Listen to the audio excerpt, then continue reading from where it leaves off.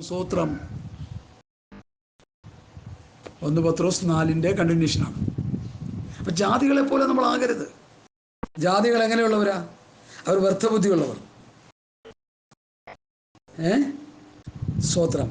അടുത്ത് അവർ അന്ധബുദ്ധികൾ, അവർ അജ്ഞാനികൾ, അവർ ഹൃദയകാഠിന്യമുള്ളവർ, അവർ ദൈവത്തിൻ്റെ ജീവൻ അകന്ന് മനം തഴപ്പിച്ചു പോയവർ, അവർ അത്യാഗ്രഹികൾ, സകല അശുദ്ധിയും പ്രവർത്തിക്കുന്നവർ, ദുഷ്കാമത്തിന് തങ്ങളെ തന്നെ ഏൽപ്പിച്ചിരിക്കുന്നു. 7 കൂട്ടം കാര്യം.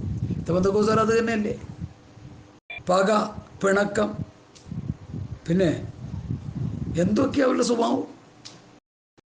പക വെച്ചുകൊണ്ടിരിക്കുന്ന വിശ്വാസി, പിണങ്ങിയിരിക്കുന്ന വിശ്വാസി. ഞാൻ എന്തെങ്കിലും നേരിട്ട് കണ്ട അങ്ങ് പറയും, ശക്തിയോടെ അങ്ങ് പറയും. ചില സമയം ഇച്ചിരി കഠിനമായി പോകും, ഒരു കുഴപ്പമില്ല. അതുകൊണ്ട് കഠിനമായി ശാസിക്കാൻ പുസ്തകം പറയുന്നുണ്ട്. ശാസന, തർജനം, കഠിനമായി ശാസിക്കാൻ. അതെന്തിനാ? അവരുടെ രക്ഷയ്ക്ക് വേണ്ടി പറയുന്നല്ല, വേറൊന്നുമില്ല. നമുക്ക് സമയം കളയാനല്ല. ഈ കഠിനമായ ശാസനയിലെങ്കിലും മടങ്ങി വന്നാൽ ദൈവരാജ്യത്തേക്ക് പോകാം, ഇല്ലെങ്കിൽ നേരെ നരകത്തിലോട്ടും പോകാം. നമ്മുടെയൊക്കെ ശുശ്രൂഷ അങ്ങനെയുള്ളൂ. ഇനിയിപ്പം മയപ്പെടുത്തേണ്ട ഒരു കാര്യവുമില്ല. ആർക്ക് വേണ്ടിയാ മയപ്പെടുത്തണേ? ആർക്ക് വേണ്ടി മയപ്പെടുത്താനാ? മയവും ഇല്ല, മായവും ഇല്ല.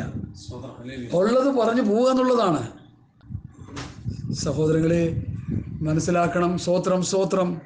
ദൈവവചനത്തിൻ്റെ മാർമിക സത്യങ്ങൾ നമ്മൾ മനസ്സിലാക്കി. നിങ്ങൾക്ക് ജഡത്തിൽ കഷ്ടമനുഭവിച്ചു, നിങ്ങൾ ആ ഭാവം തന്നെ ആയുധമായി ധരിപ്പിൻ.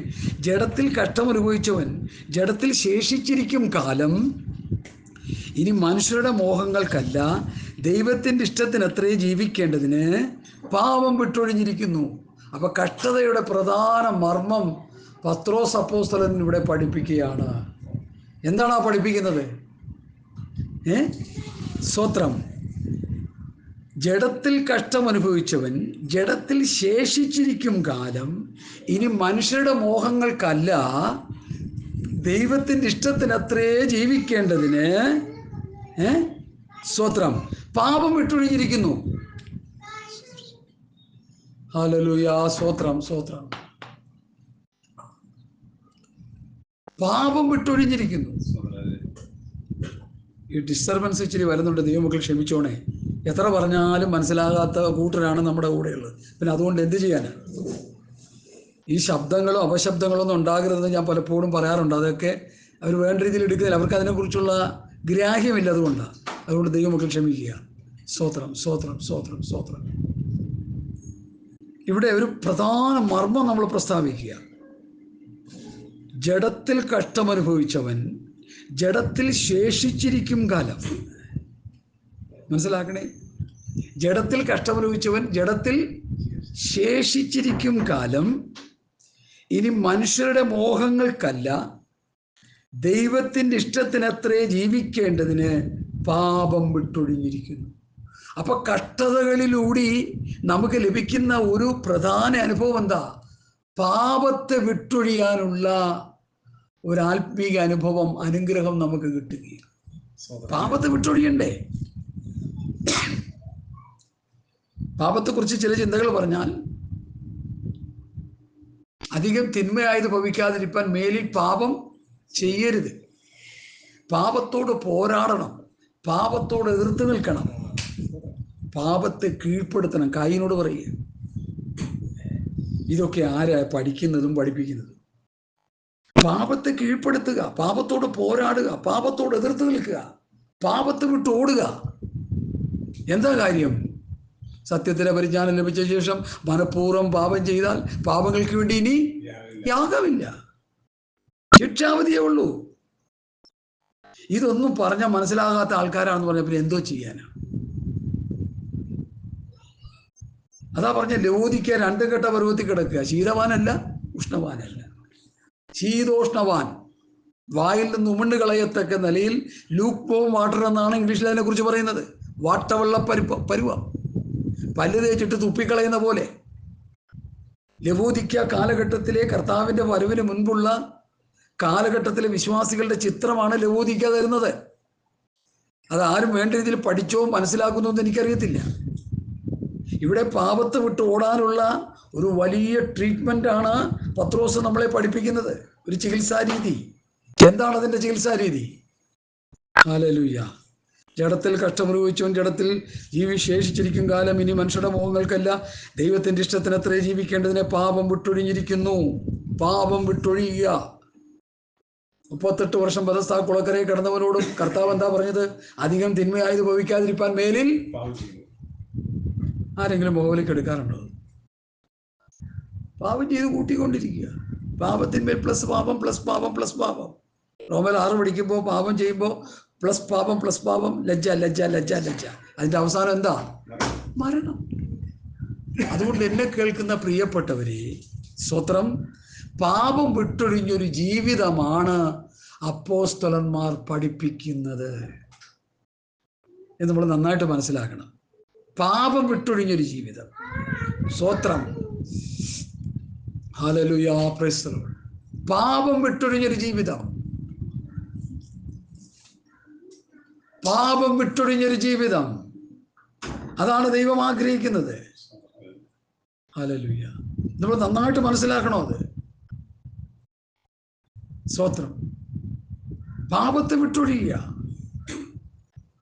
പാപത്തോട് പോരാടി നിൽക്കുക, പാപത്തോട് എതിർത്ത് നിൽക്കുക.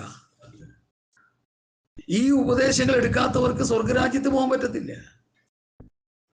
സാജു തോമസ് ആര് സ്വർഗത്തിൽ പോകുന്നുള്ളതിനെ കുറിച്ച് ഒരു ചെറിയ ക്ലിപ്പ് എഴുതിയിട്ടുണ്ട്. നല്ല കാര്യങ്ങൾ അദ്ദേഹം പറയുന്നത്. പക്ഷെ എനിക്ക് കിട്ടിയ വായന വെളിപ്പാടിതാ. ലോകത്തിന്റെ പാപത്തെ ചുമക്കുന്ന ദൈവത്തിന്റെ കുഞ്ഞാടായി യേശുക്രിസ്തു നമുക്ക് വേണ്ടി മരിച്ചപ്പോൾ സർവ്വലോകത്തിന്റെയും എന്റെയും നിങ്ങളുടെ പാപം എന്ത് ചെയ്തു? ചുമന്നൊഴിച്ചു. ഇനി നമ്മൾ പാപം ചെയ്യരുത്. ഇത് എത്ര പറഞ്ഞാലും വിശ്വാസികൾക്ക് മനസ്സിലാകാത്ത കാര്യമാണ്. പക്ഷെ പറയാന്നുള്ളത് എൻ്റെ ഉത്തരവാദിത്വം. ചെവിയുള്ളവൻ കേൾക്കട്ടെ എന്ന് പറഞ്ഞതുപോലെ പറയാന്നുള്ളതാണ് ഞാൻ മനസ്സിലാക്കി വെച്ചിരിക്കുന്നത്. എൻ്റെ കാര്യം. ഞാനിത് പറഞ്ഞിട്ട് ഞാനിത് ചെയ്യുക, അല്ലെങ്കിൽ എനിക്കും രക്ഷയില്ല. സ്തോത്രം. ഞാൻ പാപം അങ്ങ് വിടുക. സ്തോത്രം, സ്തോത്രം. കാമാർത്തികളിലും മോഹങ്ങളിലും വീഞ്ഞുകുടിയിലും വെറുക്കൂത്തുകളിലും മദ്യപാനത്തിലും ധർമ്മവിരുദ്ധമായ വിഗ്രഹാരാധനയിലും നടന്ന് ജാതികളുടെ ഇഷ്ടം പ്രവർത്തിച്ചത് കൊണ്ട് കാലം പോക്കിയത് മതി. ചിന്തിച്ചേ, എന്തൊക്കെയാ ഇവിടെ പറയുന്നത്? ഹല്ലേലൂയ, സ്തോത്രം. കാമാർത്തികളിലും മോഹങ്ങളിലും വീഞ്ഞുകുടിയിലും വെറുക്കൂത്തുകളിലും മദ്യപാനത്തിലും ധർമ്മവിരുദ്ധമായ വിഗ്രഹാരാധനയിലും നടന്ന് ജാതികളുടെ ഇഷ്ടം പ്രവർത്തിച്ചുകൊണ്ട് കാലം പോക്കിയത് മതി. ഇതാരോട് പറയുക? സഭയോട് പറയുക. ഇന്നത്തെ പെന്തക്കോസ്തോരോടാണ് ഞാൻ ഈ പത്രോസ് പറയുന്നത്. പത്രോസ് പറയുന്നത് ഞാനെടുത്ത് പറയുന്നു എന്ന് മാത്രമേ ഉള്ളൂ. കർത്താവിൻ്റെ വരവിന് വേണ്ടി പോകാനായിട്ട് പാട്ടും പാടി തുള്ളിച്ചാടി നടക്കുന്നവരോടായി പറയുന്നത് പത്രോസ്. എന്താ പറയുന്നത്? കാമാർത്തികളിലും മോഹങ്ങളിലും മനുഷ്യരുടെ മോഹങ്ങളിലും മനുഷ്യരുടെ മോഹങ്ങളിലും നടന്ന് വെറുക്കൂത്തുകളിലും വീഞ്ഞുകുടിയിലും സ്വത്രം മദ്യപാനത്തിലും ധർമ്മവിരുദ്ധമായ വിഗ്രഹാരാധനയിലും നടന്ന് ജാതികളുടെ ഇഷ്ടം പ്രവർത്തിച്ചുകൊണ്ട് കാലം പോക്കിയത് മതി. ദുർനടപ്പിൻ്റെ അതേ കവച്ചിലിൽ നിങ്ങൾ അവരോട് ചേർന്ന് നടക്കാതിരിക്കേണ്ടത് അപൂർവമെന്ന് വെച്ച് അവർ നിങ്ങളെ ദുഷിക്കുന്നു. ജാതികൾ നമ്മളെ ദുഷിക്കുക. എന്താ ദുഷിക്കുക? ഇതാണോ പെന്തക്കോസ്തുകാരെന്ന്? പണ്ടൊക്കെ കല്യാണത്തിന് അണിഞ്ഞൊരുങ്ങി പോകുന്ന സമയത്ത്, നമ്മളൊക്കെ കല്യാണം കഴിച്ചവരാണല്ലോ, അണിഞ്ഞൊരുങ്ങത്തിലെ വലിയ ഈ പുട്ടിയിടലും ഈ ലിപ്റ്റിക് അടിക്കലൊന്നുമില്ല. ഇപ്പം അതൊന്നുമല്ല. പെന്തക്കോസ്തുകാരാണ് ഏറ്റവും മുമ്പതിരിക്കുന്നത്. പൊട്ടിയടി, ചുണ്ട് വരട്ടല്, ഇത് വരട്ടല്. അവർക്കത് ചെയ്തില്ലെങ്കിൽ ഒരു സ്വസ്ഥതയില്ല. കാരണം ഇവരുടെ ഉള്ളിലെ ലോകം കീറിക്കിടക്കുക. ലോകം അവരുടെ ഉള്ളിലെ സ്വത്രം. ഈ ലോകത്തിന് അനുരൂപരാകരുത്. എന്താ കാര്യം?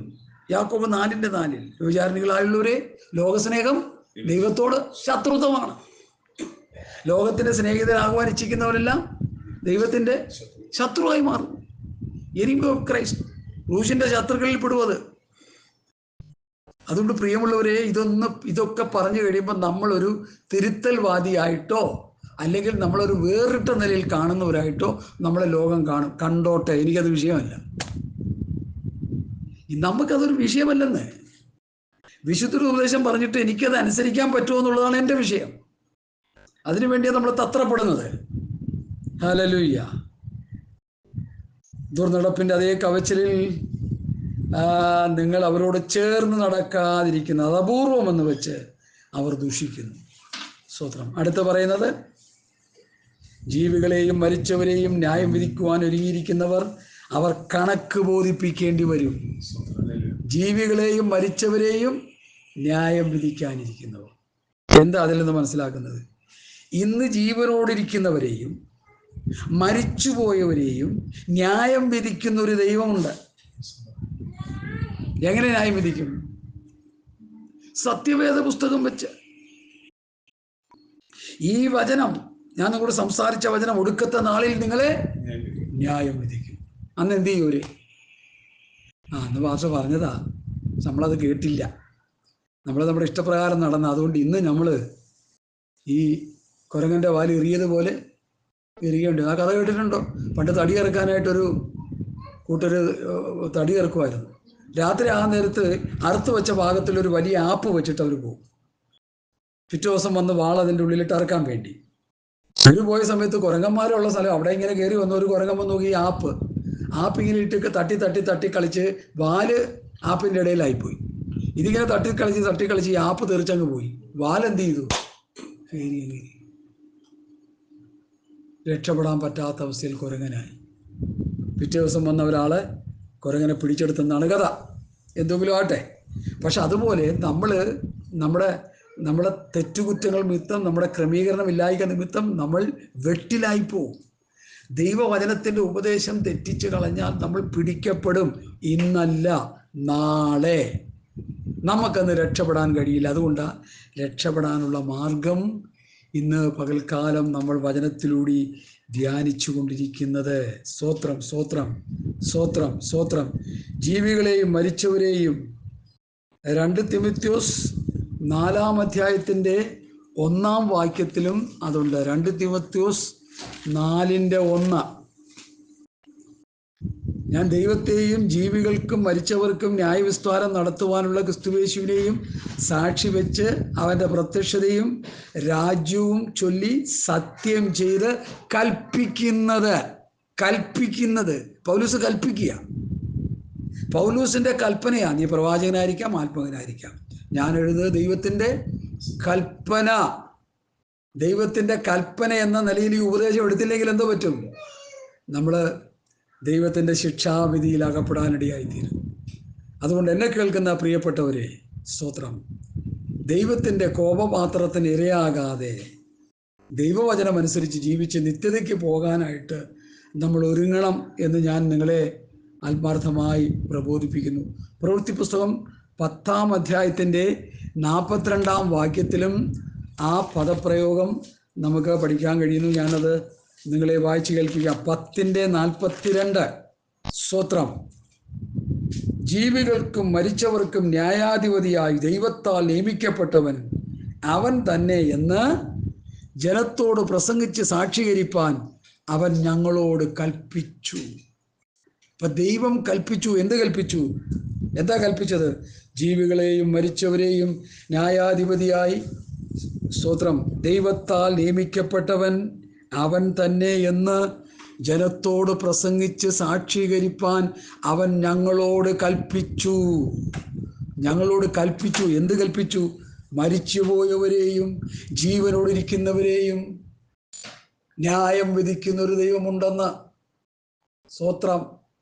എന്ത് മനസ്സിലായി? സഹോദര, ജീവിച്ചിരുന്നാലും ന്യായവിധിയുണ്ട്, മരിച്ചു പോയാലും ന്യായവിധിയുണ്ട്. ചിലർ വരിക്കില്ല ഒരു കുഴപ്പമില്ല എന്നാ. ഒരു കുഴപ്പമൊന്നുമില്ലെന്നാ പറയണേ. നമുക്ക് ഇങ്ങനെയൊക്കെ അങ്ങ് പോയാൽ മതി, വലിയ കുഴപ്പമൊന്നും വരാൻ പോകില്ല. കുഴപ്പമുണ്ട്, ചക്രശ്വാസം പിടിക്കേണ്ടി വരും.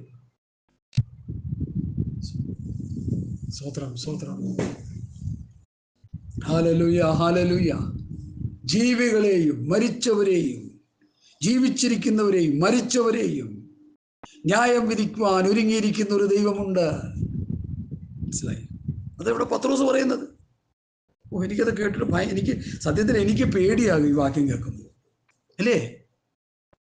നമ്മൾ ജീവനോടിരിക്കുമ്പോൾ നമ്മൾ ചെയ്ത പ്രവൃത്തികൾക്കനുസരിച്ച് എന്ത് ചെയ്യും? നമ്മൾ ന്യായം വിധിക്കും. സാധാരണ ചിലർ പറയാറുണ്ട്, മരിച്ചു കഴിഞ്ഞാൽ പിന്നെ ഒന്നും നോക്കാനില്ല. പൊതുവെ പറയുന്ന കാര്യമാണ്.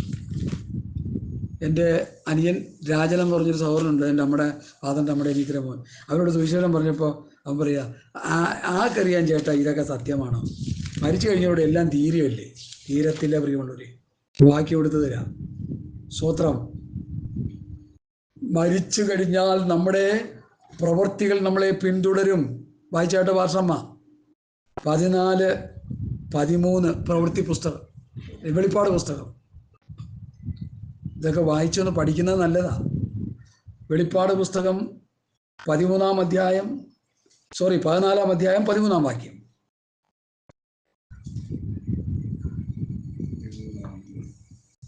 ഹല്ലേലൂയ. 14-13.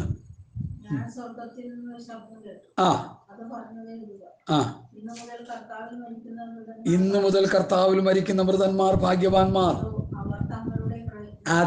അതെ, അവർ തങ്ങളുടെ പ്രയത്നങ്ങളിൽ നിന്ന് വിശ്രമിക്കേണ്ടതാകുന്നു. ഒന്നുകൂടി വായിച്ചേ. അവരുടെ പ്രവൃത്തി, അവ ചെയ്യുന്ന പ്രവൃത്തികളൊക്കെ നമ്മളെ പിന്തുടരും. അത് നന്മയ്ക്കായിട്ടോ തിന്മയ്ക്കായിട്ടോ മരിച്ചു കഴിഞ്ഞാലും നമ്മുടെ പ്രവൃത്തികൾ നമ്മളെ പിന്തുടരും. വെള്ളസിംഹാസനത്തിന് മുൻപാകെ വെളിപ്പാട് പുസ്തകം അവസാന അധ്യായങ്ങൾ പഠിക്കുമ്പോൾ നമ്മൾ ചെയ്ത പ്രവൃത്തികളെല്ലാം കാണിച്ചു തരും. നമ്മൾ പറഞ്ഞ വാക്കുകൾ, പ്രവൃത്തികൾ എല്ലാം കാണിച്ചു. അതുകൊണ്ടാണ് ക്ഷമായാചനം ചെയ്യണമെന്ന് പറയുന്നത്. ഇന്നോ നാളെ കണ്ണടിഞ്ഞു കഴിഞ്ഞാൽ ക്ഷമായാചനം ചെയ്യാത്ത തെറ്റുകൾ അവിടെ കാണിച്ചിട്ട് നരകത്തിലേക്ക് തള്ളിക്കളയും. അത് പേടിച്ചിട്ടാണ് ഞാൻ ഇത്ര കണ്ഠക്ഷോഭം ചെയ്യുന്നത്. എൻ്റെ ഉള്ളിൽ കിടന്ന് പിടയ്ക്കുന്ന വിഷയമാണിത്. തെറ്റുകൾ വരും, കുറ്റങ്ങൾ വരും. അതാത് സമയങ്ങളിൽ ശുദ്ധീകരണം പ്രാപിച്ചു പോയിക്കൊണ്ടിരിക്കണം. ഇല്ലെങ്കിൽ ആ പ്രവൃത്തി, ആ വാക്ക്, ആ ഇടപാട് നിന്നെ പിന്തുടരും. എന്തിനാ പിന്തുടരുന്നത്? നിനക്ക് നന്മയായിട്ടും തിന്മയായിട്ടും ശിക്ഷയായിട്ടും രക്ഷയായിട്ടും ഭവിക്കുവാൻ. ഹല്ലേലൂയ. മനസ്സിലായി എന്ന് വിശ്വസിക്കുന്നു. ഞാൻ അടുത്ത ഭാഗത്തിലേക്ക് പോകട്ടെ. ഇതിനായിട്ടല്ലോ മരിച്ചവരോടും സുവിശേഷം അറിയിച്ചത്. മരിച്ചവരോട് സുവിശേഷം അറിയിച്ചാലാ കർത്താവ്. പാതാളത്തിൽ ചെന്നിട്ട് അവരോട് എന്ത് പറഞ്ഞു? സുവിശേഷം അറിയിച്ചു. സ്തോത്രം. നിങ്ങളുടെ പാപങ്ങൾക്ക് വേണ്ടി ഞാൻ മരിച്ചിരിക്കുക. ഇനി നിങ്ങളിവിടെ ഈ സ്ഥലത്ത് നിങ്ങൾ വിശ്രമിക്കേണ്ട. നിങ്ങൾ അവരെയും കൊണ്ട് എന്ത് ചെയ്തു? വിശ്രാമ സ്ഥലത്താക്കിയെന്നാണ് വേദപണ്ഡിതന്മാരും പറയുന്നത്, വചനവും പറയുന്നത്. പഴയ നിയമ വിശുദ്ധന്മാരുടെ ആത്മാക്കളെ യേശു കർത്താവ് മരിച്ച് അധമ പാതാളത്തിൽ ചെന്നവരുടെ ആത്മാക്കളെയും കൊണ്ട് വിശ്രാമ സ്ഥലത്താക്കി. അവൻ താഴേക്ക് ഇറങ്ങി എന്നാൽ മേലോട്ട് കയറി എന്ന് വരുന്നില്ലയോ? എവിടെയാ വചനം കിടക്കുന്നത് എന്ന് പറഞ്ഞ് എഫേസ് ലേഖനം പഠിക്കുമ്പോൾ അവൻ ബദ്ധന്മാരെ പിടിച്ചു കൊണ്ടുപോയി ഉയരത്തിൽ കയറി മനുഷ്യർക്ക് ദാനങ്ങളെ കൊടുത്തു. എഫേസർ 4:8. കയറി എന്നതിനാൽ അവൻ ഭൂമിയുടെ അധോഭാഗങ്ങളിലേക്ക് ഇറങ്ങി എന്ന് വരുന്നില്ലയോ? ഇറങ്ങിയവൻ സകലത്തെയും നിറയ്ക്കേണ്ടതിന് സ്വർഗത്തിനും മീതെ കയറിയവനുമാകുന്നു. ഇതൊക്കെ ശ്രദ്ധിക്കാതെ പോകുന്ന വേദഭാഗങ്ങളാണ് കേട്ടോ. ആരും ഒന്നും വേണ്ട രീതിയിൽ പറയത്തില്ല. ഇതൊന്നും പറയത്തില്ലെന്ന് വെച്ചാൽ അവർക്കിത് അറിയത്തില്ല. അവർക്ക് അറിയാവുന്നതൊക്കെ അവർ പറഞ്ഞുകൊണ്ടിരിക്കുക. ഇപ്പം എനിക്കറിയാവുന്നല്ലേ ഞാൻ പറയുള്ളൂ. എനിക്കറിയാത്തത് ഞാൻ പറയുമോ? ഇല്ല. അതുകൊണ്ട് എന്നെ കേൾക്കുന്ന പ്രിയപ്പെട്ടവരെ, നമ്മൾ ഈ യാഥാർത്ഥ്യങ്ങൾ മനസ്സിലാക്കാതെ പൊട്ടന്മാരായിട്ട് നമ്മൾ ഇരിക്കരുത്. ഇരുന്ന് കഴിഞ്ഞാൽ എന്ത് സംഭവിക്കും? നമ്മൾക്ക് വലിയ നഷ്ടം സംഭവിക്കും. ഹല്ലേലൂയ. വയനാടിലെ മരിച്ചുപോയ 500 പേരുടെ ആ വിഷയം ഓർക്കുമ്പോൾ നമുക്ക് താങ്ങാത്ത ദുഃഖമുണ്ട്. ശരി, അവരുടെ ജീവിച്ചിരിക്കുന്നവരുടെ ബന്ധുമിത്രാദികൾ, ചാർച്ചക്കാർക്ക് വേണ്ടി കോടിക്കണക്കിന് രൂപ ഒഴുക്കിക്കൊണ്ടിരിക്കുക. അമേരിക്കയിൽ വൈറ്റ് ഹൗസിലെ ബൈഡൻ പോലും പറഞ്ഞു, എന്താണ്? വയനാട്ടിലെ ജനത്തിന് ഞാൻ അനുശോചനം അറിയിക്കുന്നു. അതേപോലെ പറഞ്ഞു ബൈഡൻ. ലോകത്തിലെ ഏറ്റവും വലിയ രാഷ്ട്രത്തലവൻ ആ വയനാടെന്നുള്ള വാക്കെടുത്ത് ഉച്ചരിച്ച് പറഞ്ഞതിനെ നമ്മുടെ മാധ്യമങ്ങളെടുത്ത് പുകഴ്ത്തി പറഞ്ഞു. നല്ല കാര്യം അത്. ഇവരുടെ ആത്മാവിൻ്റെ രക്ഷയ്ക്ക് വേണ്ടി ആരെന്ത് ചെയ്യുന്നു? ഈ മരിച്ചവർ എവിടെ പോയി? ജീവനോടിരിക്കുന്നവർ എങ്ങോട്ടാ പോകുന്നത് മരിച്ചു കഴിഞ്ഞാൽ? ഇതിനെക്കുറിച്ച് ആർക്കെങ്കിലും ചിന്തയുണ്ടോ? ആർക്കും ചിന്തയില്ല. ഇവിടുത്തെ കാര്യം 3 നേരം ഭക്ഷിക്കുക, സുഖമായിട്ട് ജീവിക്കുക. ബുദ്ധിമുട്ട് വരാൻ പാടില്ല, കഷ്ടം വരാൻ പാടില്ല, രോഗം വരാൻ പാടില്ല, പ്രയാസം. രോഗം വന്നാൽ ഏറ്റവും നല്ല സ്പെഷ്യലിസ്റ്റിനെ കണ്ട് ഏറ്റവും വലിയ തുക കൊടുത്ത് അപ്പം തന്നെ സൗഖ്യമാക്കി വീട്ടിൽ വരിക, പിന്നെയും പാപം ചെയ്ത് ജീവിക്കുക. ഇതല്ലേ ഇപ്പോൾ നടന്നുകൊണ്ടിരിക്കുന്നത്. കൂട്ടായ്മയ്ക്ക് ഓടാനോ പ്രാർത്ഥനയ്ക്ക് വരാനോ ആർക്കും സമയമില്ല. അതേസമയത്ത് മറ്റുള്ള കാര്യങ്ങൾക്കോ സമയം ഉണ്ടാക്കി പോകുന്നവരുണ്ട്. അവരതിന് വില കൊടുക്കുന്ന ഒരു സമയമുണ്ടെന്ന് ഞാൻ പ്രസംഗിച്ചുകൊണ്ടിരിക്കുക. ഇതിനൊക്കെ വില കൊടുക്കണം. ആത്മീക കൂട്ടായ്മയെ നിസ്സാരമായി കാണുന്നവർ വില കൊടുക്കേണ്ട സമയം വരുന്നു. അന്ന് അവരെ ആശ്വസിപ്പിക്കുവാൻ ഒരു മനുഷ്യനും കാണത്തില്ല. ആ ദുഃഖം അവർ കടിച്ചമർത്തി മരിച്ച് നാശത്തിലേക്ക് പോകാനിടയായിത്തീരും. അതുകൊണ്ടാണ് ഞാനിത് പറയുന്നത്. എനിക്ക് ആരോടും വിദ്വേഷ പകവടക്കമൊന്നുമില്ല. നമ്മൾ ആത്മീയമായി ആകേണ്ട പോലെ ആകണം. ആദിയിൽ അവൻ്റെ രാജ്യവും നീതി അന്വേഷിക്കണം. പലസ്തീൻ നാട്ടിലെ ശിഷ്യന്മാരെ കർത്താവ് പഠിപ്പിച്ച വലിയൊരു സത്യമാണ്. ആദിയിൽ അവൻ്റെ രാജ്യം നീതി അന്വേഷിപ്പിക്കും. എന്ത് തിന്നും, എന്ത് കുടിക്കും, എന്തെടുക്കുമെന്ന് വിചാരപ്പെടണ്ട. എന്നിട്ട് കർത്താവ് അടുത്ത പറഞ്ഞ വാക്യം ആർക്കെങ്കിലും അറിയാമോ? ആരറിയാം? ജാതികൾ ഇതൊക്കെ അന്വേഷിക്കുന്നു എന്നാണ് പറയുന്നത്. എന്താ അന്വേഷിക്കണത്? തീറ്റയും കുടിയും. തീറ്റയും കുടിയാനും ഉടുക്കാനും കുടിക്കാനും പിടുക്കാനും കിടക്കാനും ഉള്ളതൊക്കെ ജാതികൾ അന്വേഷിച്ച് നടക്കുക. ദൈവരാജ്യം ദൈവരീതി അവൻ അന്വേഷിക്കുന്നില്ല. ശിഷ്യന്മാരെ, പലസ്തീൻ നാട്ടിലെ ശിഷ്യന്മാരെ, പത്രോസേ, യോഹന്നാനെ, യാക്കോബേ, അന്ത്രയോസേ, നിങ്ങൾ അങ്ങനെ ആകരുത്. നിങ്ങൾ എങ്ങനെ ആകണം? ആദിയിൽ അവൻ്റെ രാജ്യം നീതി. അപ്പോൾ നിങ്ങൾക്ക് ആവശ്യമായതൊക്കെ എന്ത് ചെയ്യും? കൂട്ടിച്ചേർക്കും. ഇതിപ്പോൾ തിന്നാനും കുടിക്കാനും ഉള്ളത് അതിൻ്റെ പുറകെ അന്വേഷണം നടന്നുകൊണ്ടിരിക്കുക. 10 ചക്രം ഇവിടെ കിട്ടുമെന്ന് നോക്കി കിടക്കുക. അത് ഭാഷന്മാർ എങ്ങനെയെങ്കിലും 10 ചക്രം ഉണ്ടാക്കാൻ പറ്റുമെന്ന് നോക്കിയാണ് അവർ നടക്കുക, പാവങ്ങൾ. സ്തോത്രം.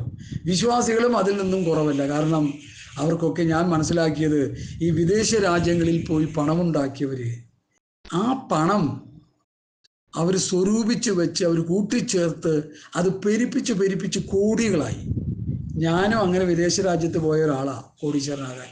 എന്നെ തമ്പുരാൻ അവിടെ നിന്ന് ഓടിച്ചു കളഞ്ഞു. അതുകൊണ്ട് ഞാൻ രക്ഷപ്പെട്ടെന്ന് പറഞ്ഞാൽ മതി. കാരണം ഇല്ലെങ്കിൽ ഞാനവിടെ കിടന്ന് തന്നെ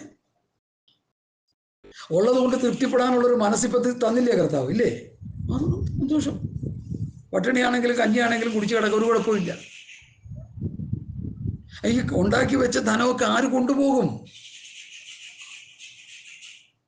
ഈ ഇടയ്ക്ക് മുല്ലപ്പെരിയാറിന് പൊട്ടി വരുന്നതിനെ കുറിച്ച് ഒരു ഭ്രാന്തനെ പോലെ ഒരു മനുഷ്യൻ പറഞ്ഞൊരു ക്ലിപ്പ് കണ്ട് ഞാൻ അന്തം വിട്ടുപോയി. എൻ്റെ ഒരു പാസ്റ്ററാണ് എനിക്ക് കിട്ടുന്നത്. അല്ലയോ ധനാഢ്യന്മാരെ, ധനവാന്മാരെ, ഈ മുല്ലപ്പെരിയാർ പൊട്ടി വരുമ്പോൾ നിങ്ങൾ ഉണ്ടാക്കി വെച്ച ധനമൊക്കെ എവിടെ കൊണ്ടുപോകും? എടോ, ചത്ത് ശവങ്ങളായി പൊങ്ങി വരുമല്ല. കണ്ട മീനും സ്വത്രം കടലിലെ സ്രാവും ഒക്കെ വെട്ടി തിന്നും നിന്റെ എൻ്റെയൊക്കെ ശരീരം. അതുകൊണ്ട് അതിന് മുമ്പ് ഈ കാശൊക്കെ കൊണ്ടുവന്ന് പാവങ്ങൾക്ക് കൊടുത്ത് ദൈവവചനം അനുസരിച്ച് ജീവിച്ച് അക്കരെ പോകാൻ ഒരുങ്ങിക്കുമെന്നൊരു ഭക്തൻ പറഞ്ഞത് ഞാൻ ഓർത്തുപോയി. ശരിയല്ലേ? ഒരു പ്രാന്തം ഭാഷയിലാണത് പറഞ്ഞിരിക്കുന്നു. പൊട്ടിച്ചിരിച്ചുകൊണ്ടാണ് പറയുന്നെങ്കിലും യാഥാർത്ഥ്യമില്ലേ എന്നാണ് എൻ്റെ ചോദ്യം. യാക്കോബ് ധനവന്മാരെ കുറിച്ച് പറഞ്ഞ സ്റ്റേറ്റ്മെന്റ് എന്ന് പറഞ്ഞ് അല്ലയോ ധനവാന്മാരെ, നിങ്ങളുടെ മേൽ വരുന്ന ദുരിതങ്ങൾ ഓർത്ത് എന്ത് ചെയ്യാം? കരഞ്ഞു മുറയിടാൻ. നിങ്ങളുടെ പണം പുഴുവരിച്ചു, തുരുമ്പെടുത്തു, ഭൗതികം മുഴുവൻ പോയി, നശിച്ചുപോയി. ലോകത്തിന് സംഭവിക്കാൻ പോകുന്ന ഏറ്റവും വലിയൊരു കാര്യമാണ്. ലോകത്തിൻ്റെ ഭൗതികത്തെ ദൈവം എടുത്തു മാറ്റാൻ പോവുക. ദാരിദ്ര്യവാസികളായി തീരാൻ പോവുക. യേശുക്രിസ്തു വന്നു കഴിഞ്ഞാൽ ആദ്യം അവൻ ബാങ്കിങ് സിസ്റ്റം അത് ബാൻ ചെയ്യും. മനുഷ്യരുടെ പണം മുഴുവൻ കിടക്കുന്നത് സ്വിസ് ബാങ്കിലും അവിടെ ഇവിടെയൊക്കെ ബാങ്കുകളിലാണ്. കംപ്ലീറ്റ് പ്രൈവറ്റും ഗവൺമെൻറ് ബാങ്കുകളെല്ലാം അവൻ ബാൻ ചെയ്ത് അവൻ ഭരണം മുഴുവൻ അവൻ്റെ കയ്യിലാണ്. ഏകലോക ഗവൺമെൻറ് ആണല്ലോ യേശുക്രിസ്തുവിൻ്റെ ഭരണം. ഇന്നത്തെ വിശ്വാസികളൊക്കെ പൊട്ടന്മാരെ പോലെ ജീവിക്കുക, ഇതൊന്നും അറിയാതെ. ഒരു ഏകലോക ഗവൺമെൻറ് വരിക. ഇന്ത്യ ഗവൺമെൻറ് നമ്മുടെ BJP ഗവൺമെൻറ്റിൻ്റെ ഭരണത്തിൻ്റെ കീഴിൽ മോദിയാണ് ഭരിക്കുന്നത്. അതുപോലെ ഓരോ രാജ്യങ്ങളും ഓരോ ഗവൺമെൻറ് ഭരിച്ചുകൊണ്ടിരിക്കുക. യേശുക്രിസ്തു വന്നാൽ 260 ചില്ലുവാനം രാഷ്ട്രങ്ങളുണ്ടെന്ന് പറയുന്നു. എന്തുമാകട്ടെ, എത്ര രാഷ്ട്രങ്ങളുണ്ടെങ്കിലും ഈ രാഷ്ട്രങ്ങളെ മുഴുവൻ ഭരിക്കുന്നത് ഏതൊരു ക്രിസ്തുവായിരിക്കും. ആ മനുഷ്യൻ്റെ കംപ്ലീറ്റ് ഭരണ സംവിധാനങ്ങളെ എന്തു ചെയ്യും? അവൻ ഹൈജാക്ക് ചെയ്തെടുക്കും. ഒരു 5 രൂപ ബാങ്കിൽ നിന്ന് എടുക്കണമെങ്കിൽ അവനറിയാതെ കിട്ടത്തില്ല. കോടിക്കണക്കിന് രൂപ ഡംപ് ചെയ്തിരിക്കുന്ന വലിയ വലിയ കോടീശ്വരന്മാരെ ബാങ്കിൽ കൊണ്ടുപോയി കാർഡ് പ്ലഗ് ചെയ്യാൻ നേരത്ത് കാർഡ് ചാടി ഇങ്ങോട്ട് വരും. അപ്പോൾ അവർക്ക് ഇതെന്താ വരാത്തത്? നില്ലെന്ന് എഴുതി കാണിക്കുക. എന്താ പറ്റി? കൊണ്ടുപോകേണ്ടതും കൊണ്ടുപോയി. അതുകൊണ്ടാണ് ഈ കിടന്ന് കണ്ടക്ഷോഭം ചെയ്യുന്നത്. ഈ കാശെല്ലാം കൂടി പൂത്ത് പറിച്ച് പോകാതിരിക്കാൻ പാവം പിടിച്ചവർക്ക് കൊടുത്തിട്ട് കർത്താവിൻ്റെ വേലയ്ക്ക് പ്രയോജനപ്പെടുത്തി അക്കരെ പോകാൻ ഒരുങ്ങിക്കോ ഭക്തന്മാരെ. ഹല്ലേലൂയ. സ്തോത്രം, സ്തോത്രം. സുവിശേഷം ഇതിനായിട്ടല്ലോ മരിച്ചവരോടും സുവിശേഷം അറിയിച്ചത്. ഇപ്പൊ ജീവനോട് ഇരിക്കുന്നവരോടും സുവിശേഷം അറിയിക്കുന്നത് അതുകൊണ്ടാണ്. യേശുക്രിസ്തുവിൽ കൂടിയുള്ള രക്ഷ. നോഹയുടെ കാലത്ത് കൃപയാൽ പെട്ടകത്തിൽ കൂടി 8 പേർ രക്ഷപ്പെട്ടു. ഈ കാലഘട്ടത്തിലെ പെട്ടകം ആരാ? യേശുക്രിസ്തുവാ. രക്ഷപ്പെടാനുള്ള ഒരു പെട്ടകം. കയറി രക്ഷപ്പെട്ടോ? ഒട്ടകം സൂചിക്കൂടി പോകുന്നത് ആ ഉപമ കർത്താവ് എന്തിനാ പറഞ്ഞ്? ധനവാന്മാരെ ഉദ്ദേശിച്ചാ പറഞ്ഞു. എന്താ ധനം സ്വർഗത്തിൽ പോകാൻ തടസ്സമാണോ? ധനത്തെ ആത്മീയതയുടെ പുറകിൽ നിർത്തണം. കർത്താവും കർത്താവിൻ്റെ വചനവും ആത്മീകവും സ്വർഗരാജ്യവും ദൈവരാജ്യവുമാണ് നമുക്ക് ഏറ്റവും പ്രധാനം. സമ്പത്ത് ഏറ്റവും താഴെക്കിടെ കിടക്കണം. ഇന്ന് അങ്ങനെയല്ല. 10 ചക്രമുള്ളവൻ ആത്മീയത മുഴുവൻ കളഞ്ഞ് സമ്പത്തിൻ്റെ പിറകെ പോയിരിക്കുക. അതുകൊണ്ട് ഒട്ടകം സൂചിക്കൂടി കിടക്കും, ധനവാൻ ദൈവരായി കിടക്കുന്നത് അസാധ്യമെന്ന് പറയുന്നത്. എന്നാൽ മനുഷ്യന് അസാധ്യമായി ദൈവത്തിന് സാധ്യമാണ്.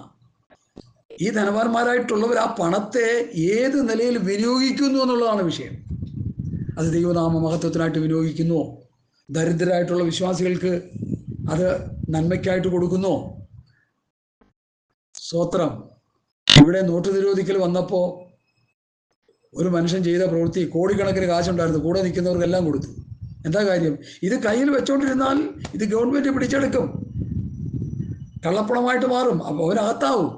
എല്ലാവർക്കും വാരി കോരി കൊടുത്തു.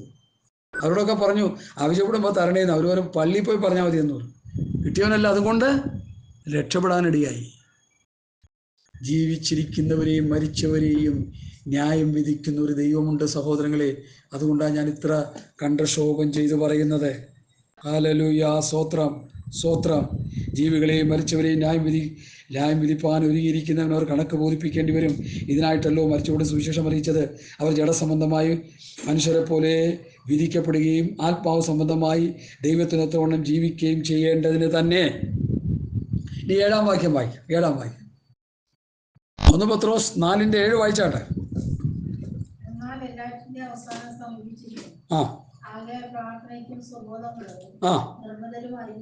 മതി.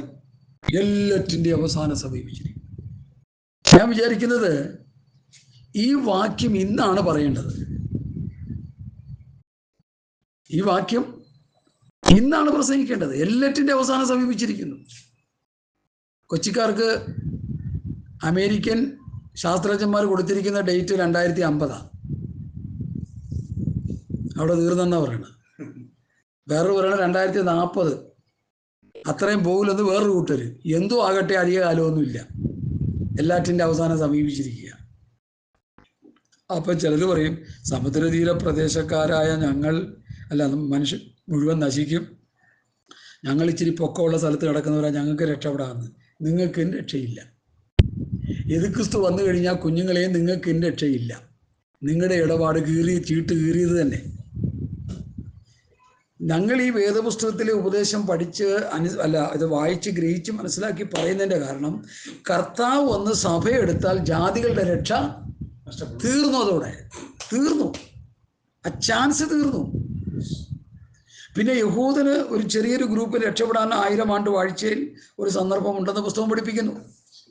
ഈ ഇടയ്ക്ക് ഒരു പാസ് പറഞ്ഞ് എനിക്ക് വലിയ ബോധ്യമായി. യഹൂദൻ്റെ നിയമവും നമ്മുടെ നിയമവും തമ്മിൽ രണ്ടും കൂടി കൂട്ടിക്കുഴയ്ക്കരുത്. നമ്മൾ പുതിയ നിയമസഭയാണ്. യേശുക്രിസ്തുവിൻ്റെ ശരീരമാം സഭയാണ്. അവരെക്കുറിച്ച് സംഖ്യാപുസ്തകത്തിൽ പറയുന്നത് ദുഷ്ടസഭയാണെന്നാണ് പറയുന്നത്. 2 കൂട്ടർ 2 സ്ഥലത്ത്. ഈ ദുഷ്ടസഭ എത്രത്തോളം എന്നോട് പിറുപിറുക്കും, ദുശാഠ്യക്കാർ. ഒന്ന് പറയട്ടെ, പുതിയ നിയമസഭ ഏതാണ്ട് ആ പരുവത്തിൽ കിടക്കുക. ഇപ്പോൾ ആ പരുവത്തിലായി കഴിഞ്ഞു.